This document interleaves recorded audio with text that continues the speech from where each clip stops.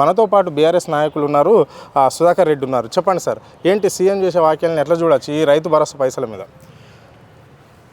నిన్న సీఎం మాట్లాడిన విషయం చూస్తే ఎట్లా ఉందంటే, ఎండమావుల్లో మనం నీళ్ళ కొరకు వెతుకున్నట్టుంది. ఇవాళ రేపు దసరా, దీపావళి, సంక్రాంతి అనుకుంటా, మళ్ళీ ఇప్పుడేమో నిన్న మధ్యరాత్రి 12 గంటలకు పడతాయి అందరికీ. మరి ఫోన్లో టింగ్ టింగ్ అని వస్తుందని చెప్తే టింగ్ టింగ్ కాదు కదా, యాది లేదు. మరి మార్చి 31 తారీఖు పోయింది, మళ్ళీ అది పడ్డ దగ్గర నిమ్మలేదు. వాళ్ళు చెప్పిన 4 స్కీమ్ల కొరకు ఏదైతే హడావిడి చేసి ఈ వారం 10 రోజుల నుంచి గ్రామ సభలు పెడతా ఉన్నారో ఏ ఒక్కటి కూడా చక్కగా చేయడం లేదు. మహిళలకు మరి రైతు భరోసా అన్నారు, మరి ఎక్కడ కూడా ఆత్మీయ భరోసా అన్నారు. వాళ్ళ సెలక్షన్, గ్రామ సభల సెలక్షన్ అంటారు, లీస్ట్ ఏమో అధికారులు తీసుకొని వస్తూ ఉన్నారు.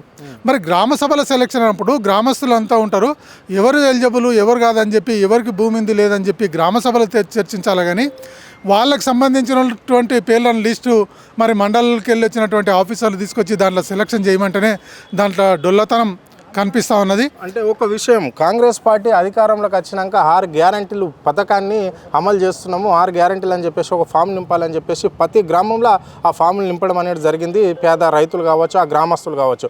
సో ఇప్పుడు దాన్ని ఆధారంగా చేసుకునే ఇక్కడ ఇంద్రమ్మ ఇండ్లు కావచ్చు, లేకుంటే వాళ్ళు ఇస్తున్న 6 గ్యారంటీలకు ఎవరు బెనిఫిషన్ ఎవరు కాదు అనేది మేము లెక్కలు చూసుకుంటామన్నారు. మళ్ళీ ఇప్పుడు గ్రామ సభలలో మళ్ళీ ఈ కొత్త లెక్క ఏంటి? అదే మేము కూడా అదే అంటున్నాము.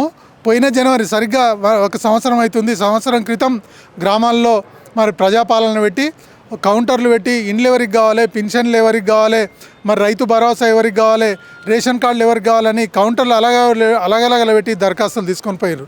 దాంట్లోకి వెళ్ళి అవి తీసుకొని వచ్చి ఊర్లలో వాళ్ళ ఇండ్లలోకి పోయి, అప్లికేషన్ ఇండ్లలోకి పోయి సెలక్షన్ చేయాలి. కానీ మళ్ళీ ఇప్పుడు దరఖాస్తులు తీసుకోవడం అనేది అంతా కూడా మరి టైంపాస్ చేయడం కానీ ప్రభుత్వానికి ఇవ్వాలని లేదు.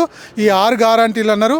6 గ్యారంటీల్లో ఇచ్చింది ఒకే ఒకటి, అది మహిళలకు ఫ్రీ బస్ అనేది ఇచ్చి వాళ్ళని కూడా అటు మహిళలకు ఇబ్బందే ఉంది, ఇతరులకు కూడా ఇబ్బందే ఉంది.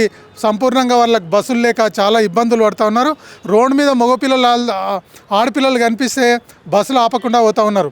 ఇది పరిస్థితి ఉంది. ఏ పథకం కూడా ఇంతవరకు ఏది కూడా సరిగ్గా అమలు చేయలేదు. 1 ఇయర్ పాలన ఎట్లా అనిపిస్తుంది? ఈ 1 ఇయర్ పాలన చూస్తుంటే మనకు అందరికి కూడా అర్థమవుతుంది. మరి ఏదో ఉట్టిదే చెప్పి అన్ని బుడిబుడకలు చెప్పి ఏదైతే అధికారంలోకి వచ్చిండో అదే కంటిన్యూ చేస్తుండో తప్ప కొత్తగా అనేది ఏం లేదు. నువ్వు చూసినాం, రాత్రి చూసినాం, అందరం కూడా కళ్ళు కట్టుకొని 12 గంటలకు పడతాయని చెప్పి అందరు అనుకొని చూస్తే మరి మేము ఉదయం లేచి అందరు కూడా ఫోన్లు కొట్టుకున్నాం. అద్దెకరకు పడుతుందా, ఎకరకు పడుతుందా, ఎంత ఎవరికి ఫోన్ మోగలే, ఎవరికి కూడా రాలే. ఇదంతా బుడిబుడకలే ఉన్నది.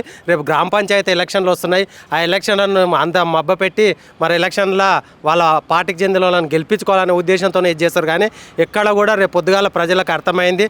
మరి ఏ విధంగా బుద్ధి చెప్పాలనో అది అంతా కూడా ప్రజలు నిర్ణయించుకొని రెడీగా ఉన్నారని అది చేస్తారు. అంటే ఇప్పుడు మీరు గ్రామ సభలు పెట్టిండు సీఎం అని చెప్పేసి, అంటే కాంగ్రెస్ పార్టీ వాళ్ళు పెడుతున్నారు, అధికారులు వస్తున్నారు గ్రామాలలో. ఆ సెలక్షన్ కమిటీ కూడా ఓన్లీ కేవలము అంటే కాంగ్రెస్ పార్టీకి సంబంధించిన వాళ్ళని సెలక్షన్ చేస్తున్నారా, లేకుంటే నిశ్చితమైన పేదవాళ్ళని కూడా వాళ్ళు సెలక్షన్ చేసి ఇక్కడ ఇండ్లు కావచ్చు, లేకుంటే ఇది మహిళలకు ఇచ్చే డబ్బులు కావచ్చు, లేకుంటే ఈ రైతు భరోసా పైసలు, ఇవన్నిటిని కూడా ఏ కోణంలో చూసి వాళ్ళు ఈ పథకాలకు మీరు అమలు అని చెప్పేసి చెప్తున్నారు? వాళ్ళు ఎక్కడ కూడా గ్రామ సభలు పెట్టి మరి కాంగ్రెస్ వాళ్ళనే పిలుచుకుంటుర్రు. మరి పోలీసు వాళ్ళని అడ్డం పెట్టి టీఆర్ఎస్ వాళ్ళు ఎవరన్నా అక్కడికి పోతే కూడా వాళ్ళని రాకుండా మీరు లొల్లి చేస్తారు, వద్దు ప్రోగ్రామ్ ఖరాబ్ అవుతాయి అని వేరే వాళ్ళని కూడా అక్కడ పక్కకు దొబ్బి వాళ్ళ ఏదైతే ఇందిరమ్మ కమిటీలు వేసిర్రో వాళ్ళ ద్వారా పెట్టుకొని వాళ్ళు తెచ్చే లిస్ట్ ఒకటి ఉంది, మళ్ళీ అది ఫైనల్ కానీ ఇంకొక లిస్ట్ అవుతుంది. ఇదంతా కూడా జూటాలతో కూడుకున్న పనే ఉంది. ఎక్కడ కూడా ఎవరు కూడా తృప్తిగా లేరు.